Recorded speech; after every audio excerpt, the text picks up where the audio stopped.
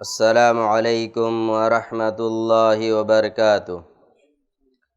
الحمد للہ رب العالمین والصلاة والسلام علی رسولہ الکریم اما بعد۔ عن عائشة رضی اللہ تعالی عنہا قالت کان النبی صلی اللہ علیہ وسلم یعجبہ التیمن فی تنعلہ وترجلہ وطہورہ وفی شأنہ کلہ۔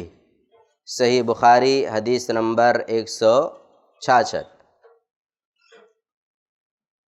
اما عائشہ رضی اللہ تعالی عنہا کہتی ہیں کہ رسول اللہ صلی اللہ علیہ وسلم پسند کیا کرتے تھے کہ آپ داہنے طرف سے چپل یا جوتا پہنیں اور اسی طریقے سے کنگھی کریں اور اسی طریقے سے طہارت حاصل کریں، اور ساری چیزوں میں آپ صلی اللہ علیہ وسلم داہنے طرف سے ابتدا کرنے کو پسند کیا کرتے تھے۔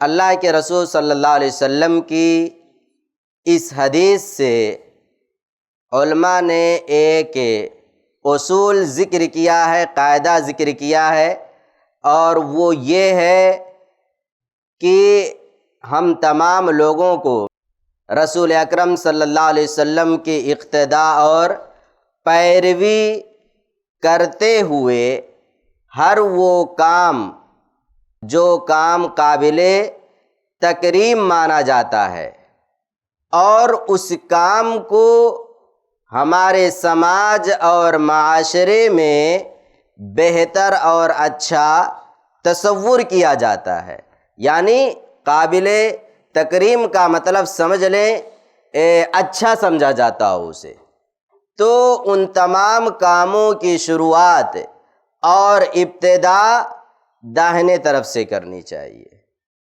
مثال سے بات اور واضح ہو جائے گی، جیسے بالوں میں کنگھی کرنا ہے، داہنے طرف سے شروع کیجیے، اور اسی طریقے سے اللہ کے گھر میں آ رہے ہیں، داہنا پیر رکھیے سب سے پہلے۔ لباس پہن رہے ہیں، داہنی آستین کا سب سے پہلے استعمال کریں، اور اسی طریقے سے بال میں تیل لگا رہے ہیں، داہنے طرف سے شروع کیجیے۔ تو جو بھی کام تکریم والا کام مانا جاتا ہو ہمارے سماج میں، اس کی ابتدا ہمیں داہنے طرف سے کرنی چاہیے۔ یہ چیز اللہ کے رسول صلی اللہ علیہ وسلم کو محبوب تھی۔ جب آپ کو یہ بات پسند تھی، محبوب تھی، تو ظاہر سی بات ہے ہم آپ کے ماننے والے ہیں، ہمیں بھی آپ کی یہ ساری چیزیں محبوب اور پسندیدہ ہونی چاہیے۔ اچھا، اسی کے الٹا کیا کہیں گے؟ بائیں طرف سے آغاز کب کریں گے؟ باتھ روم میں جا رہے ہیں، اب داہنا پیر نہیں رکھنا، سب سے پہلے بایاں پیر آپ رکھیں گے۔ آپ نے نماز ادا کر لی، مسجد سے باہر نکل رہے ہیں، آپ مسجد میں نہیں آ رہے ہیں، مسجد سے باہر نکل رہے ہیں، تو بایاں پیر پہلے آپ نکالیں گے۔ اسی طریقے سے لباس آپ نکال رہے ہیں بائیں طرف سے، تو ان تمام چیزوں کو ہمیں اپنے سامنے رکھنا چاہیے۔ اصلاً دیکھیں، یہ اللہ کے رسول صلی اللہ علیہ وسلم کا ایسا طریقہ ہے جس میں ہمیں الگ سے جد و جہد کرنے کی کچھ بھی ضرورت نہیں ہے۔ الگ سے ہم اپنا وقت لگائیں، دماغ لگائیں، محنت لگائیں، ایسی کوئی بات نہیں ہے۔ بھائی باتھ روم میں تو جانا ہی ہے نا، کیوں نہ آپ سب سے پہلے اپنا بایاں پیر رکھیں۔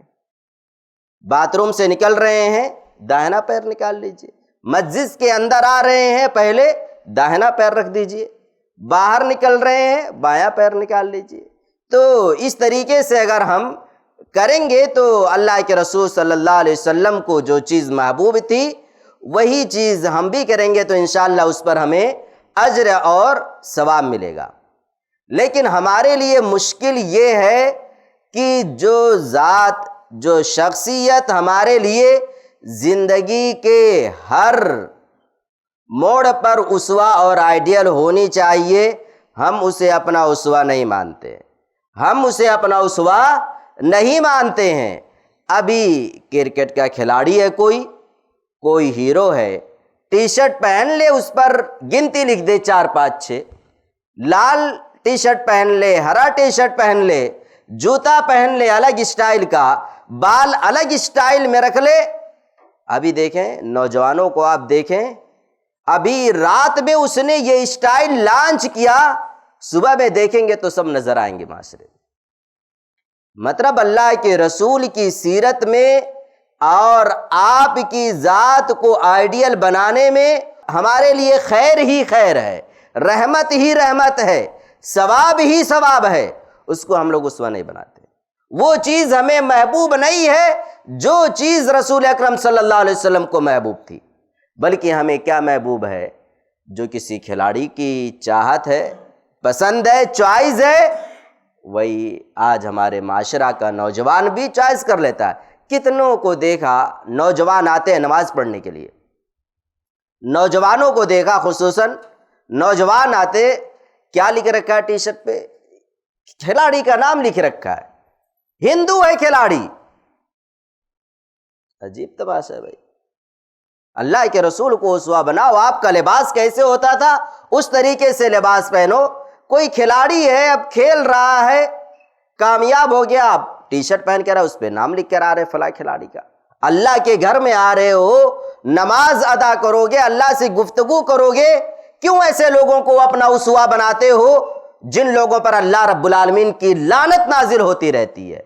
آپ اسوہ ایسے شخص کو بناؤ جو اس دنیا کا سب سے عظیم تھا، اس دنیا کا سب سے خیر خواہ انسان تھا، اور وہ اللہ کے رسول صلی اللہ علیہ وسلم کی ذات گرامی ہے۔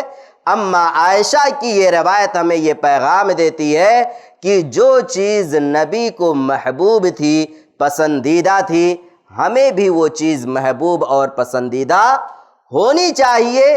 اگر ایسا ہوگا تو انشاءاللہ اس پر بھی اللہ رب العالمین ہمیں اجر دے گا۔ اللہ رب العالمین سے دعا ہے الہ العالمین تو ہم تمام لوگوں کو کتاب و سنت پر عمل کرنے کی توفیق دے، آمین۔ والسلام علیکم ورحمۃ اللہ وبرکاتہ۔ ایسے ہی فائدہ مند اسلامک ویڈیوز دیکھنے اور منہج سلف پر کتاب و سنت کی تعلیمات کو عام کرنے میں ہمارا تعاون کریں، تاکہ آپ کے لیے ذریعہ نجات، جنت کے حصول کا سبب، ساتھ ہی مال میں برکت و اضافے کا ذریعہ بھی بنے، آمین۔ جزاک اللہ خیرن۔